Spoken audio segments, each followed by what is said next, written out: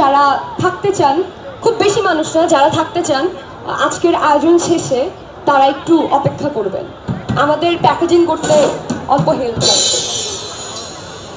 এখন মঞ্চে আসছে দ্য তাল। বেতাল, কোনো তাল নাই, এর কোনো তাল নাই। বেতাল ভাই, না ভাই, দেশাল। আচ্ছা, আমাদের এই বন্যার্ত অঞ্চলগুলোর মানুষদের বেতাল কি কি ওষুধ দরকার, ওষুধ সবচেয়ে গুরুত্বপূর্ণ, যেমন ইনসুলিন, এটা ছাড়া আসলে একটা মানুষ 24 ঘন্টা সারভাইভ করা কতটা টাফ আমরা বুঝি।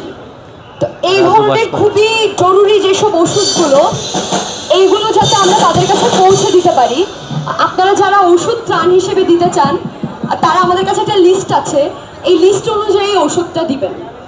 আজকের পরও আমাদের ত্রাণ কর্মসূচি চলতে থাকবে।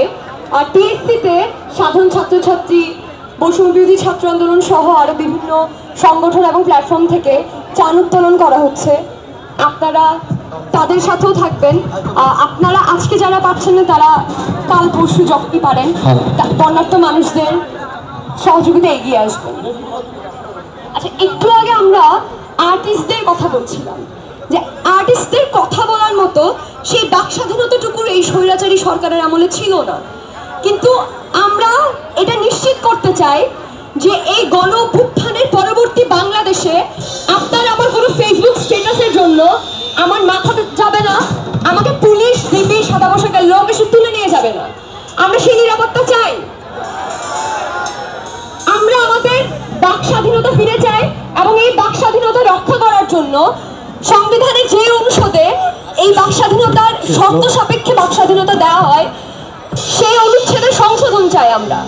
সেই সাথে সংশোধন চাই সংবিধানের সেই সব অনুচ্ছেদে যেগুলো একটা সরকারকে একনায়ক বানায়, যেগুলো এই ক্ষমতাকে পুঞ্জীভূত করে শুধু কয়েকজন মানুষের মুষ্টিমেয় মানুষের হাতে দিয়ে দেয়, যারা যা ইচ্ছে তাই স্বেচ্ছাচারিতা করতে পারে এবং তারা স্বেচ্ছাচার হয়ে যায়, স্বৈরাচার হয়ে যায়।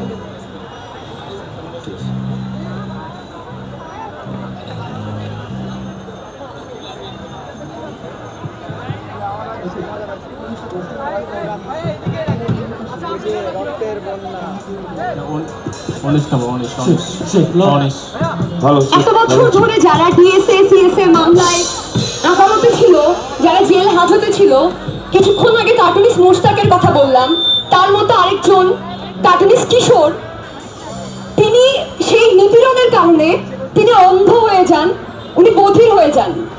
আজকে আমাদের সাথে পারফর্ম করবে কাকতাল, তাদের যিনি ভোকাল আসিফ ভাইও কিন্তু এই ডিএসএ মামলাতেই জেলে ছিল। It's a shame for a country যে এইভাবে আর্টিস্টদের স্বাধীনতা, জার্নালিস্টদের স্বাধীনতা, সাংবাদিকদের স্বাধীনতা হরণ করা হয়।